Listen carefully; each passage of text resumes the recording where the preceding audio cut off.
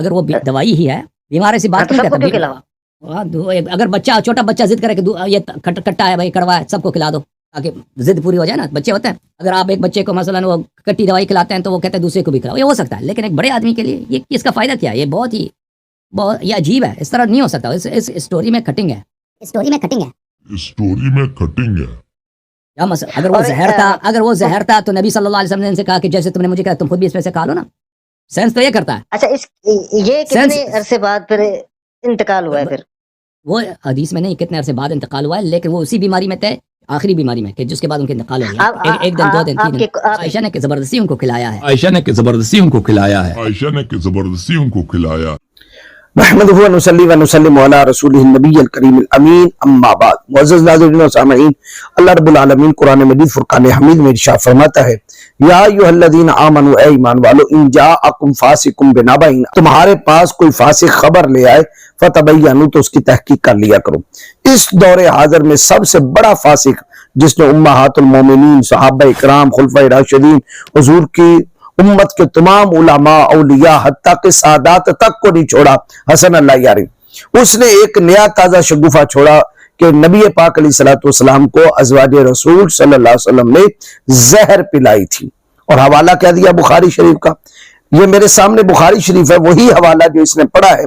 حدیث نمبر ہے 4458. حدثنا علی حدثنا یحییٰ وزاد. حضرت امام بخاری کہتے ہیں کہ ہم سے علی نے بیان کیا، وہ کہتے ہیں کہ یحییٰ سے، وزادہ. اسی طرح یہ ترتیب کے ساتھ روات کا ذکر کرنے کے بعد، قالت عائشہ، تو سیدہ عائشہ صدیقہ فرماتی ہیں کہ لددناہ فی مرضہ، ہم نے نبی پاک علیہ السلام کو ان کے مرض وصال میں دوائی پلائی. فجعل یشیر الینا اللہ تلدونی، اور آپ ہمیں اشارہ فرما رہے تھے کہ مجھے دوا نہ پلائیں.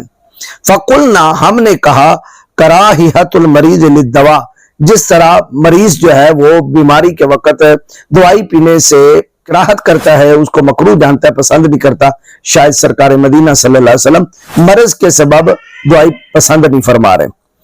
فلما افاقہ، جب آپ کو افاقہ ہو گیا، قالا، تو آپ نے فرمایا، الم انہکم ان تلدونی، کیا میں نے تمہیں منع نہیں کیا تھا کہ مجھے دوا نہ پلائیں؟ قلنا، ہم نے کہا، کراہیۃ المریض للدواء، ہم نے سمجھا جس طرح مریض جو ہے وہ دوائی سے کراہت کرتا ہے، شاید آپ ایسے ہی کر رہے ہیں. فقالا، آپ نے ارشاد فرمایا، لا یبقى احد فی البیت الا لدا، یعنی اب کوئی گھر کے اندر ایسا نہ رہے کہ جس کو یہ دوائی نہ پلائی جائے. وَأَنَا أَنظُرُ، میری آنکھوں کے سامنے، إِلَّا عباس، سوائے عباس کے، فَإِنَّهُ لَمْ يَشْهَدْكُمْ، کیونکہ وہ تمہارے ساتھ نہیں تھا. اب اس حدیث پاک کو پڑھ کے حسن اللہ یاری نے کہا کہ نبی پاک علیہ السلام جو اشارہ کر رہے تھے کہ مجھے نہ پلائی جائے، تو حضور اشارہ کر رہے تھے کہ وہ دوا نہیں تھی، وہ زہر تھا. یہ ہے استدلال، کائنات میں سب سے گندا ترین استدلال جس کا ہے، اور بے وقوفانہ اور بچگانہ. مجھے یہ بتائیں، اگر یہ زہر ہوتا تو فلما افاقہ کا معنی کیا ہے؟ کہ دوا پینے کے بعد فلما افاقہ، محبوب علیہ السلام کو شفا ہو گئی. کیا زہر سے بھی شفا ہوتی ہے؟ اور اگر وہ واقعی زہر تھا تو نبی پاک علیہ السلام نے فرمایا سب کو پلا دیا جائے، اور وہ سب پینے کے بعد مر جاتے. کوئی فوت ہوا؟ جب وہ دوائی پینے کے بعد کوئی فوت بھی نہیں ہوا، اور اسی دوائی کو پی کر نبی پاک علیہ السلام صحت یاب ہو رہے ہیں، تم نے کہاں سے زہر نکال لیا؟ لعنت اللہ علی شرکم، تمہارے شر پہ خدا کی لعنت. بات کہیں کی اور کہیں جوڑ کے سنا دی، اور امت کو دھوکہ دینا شروع ہو گئے. یہ وہی حدیث ہے جو تم نے پڑھی ہے 4458، کہ نبی پاک علیہ السلام نے فرمایا سب کو پلاؤ. سب نے پی، کوئی ایک بھی فوت نہیں ہوا. اور حضور علیہ السلام بھی اس دوا پینے کے بعد فلما افاقہ صحت یاب ہو رہے ہیں. شہادت اصل میں ہوئی کس چیز سے ہے؟ تو وہ خود حیات القلوب کے اندر ہی لکھا ہے.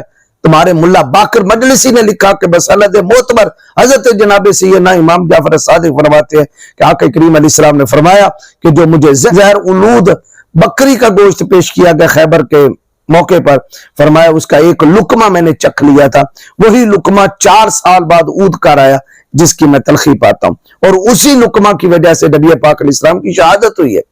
بات کہیں کی کہیں جوڑ کے سنا دی. اللہ تمہارے شر سے مجھے اور میری ساری قوم کو اور حضور کی ساری امت کو محفوظ فرمائے.